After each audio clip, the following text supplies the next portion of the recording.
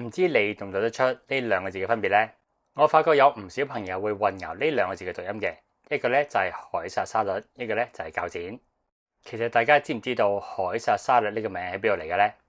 好多朋友包括我自己會以為其實佢係嚟自羅馬統治者 Julius Caesar， 但係其實呢個沙律嘅名係嚟自一個美國意大利嘅飲食家 Cesare Cardini 嚟嘅。咁呢位飲食家咧喺1920年度就創作咗呢一款沙律啦。咁 Cesare 呢一個意大利名咧，去到英文咧就變咗我哋今日認識嘅 Caesar。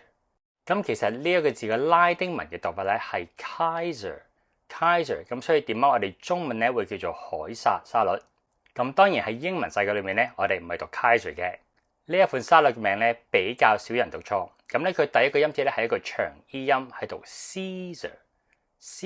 咁當然美式英文咧最後個 R 會出啲嘅 Caesar。Would you like to share a Caesar salad? Modern Caesar salads usually come with anchovies。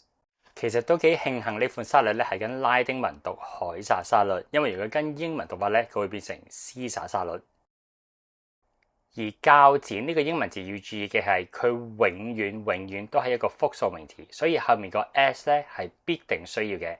而呢一個字嘅第一個音節咧係一個短 R 音，所以千祈唔好拉到太長，佢係讀 scissors。同樣道理，美式英文嘅讀法咧個 R 音會出啲嘅 scissors。Have you seen the scissors? They're not in the pencil holder. These scissors are really dull. Is there a way to sharpen them? 如果我哋喜歡嘅話咧，我哋可以用一把鉸剪去演繹嘅，就會變成 a pair of scissors。咁呢一個咧就係一個單數名詞嚟嘅。We need to buy a new pair of scissors。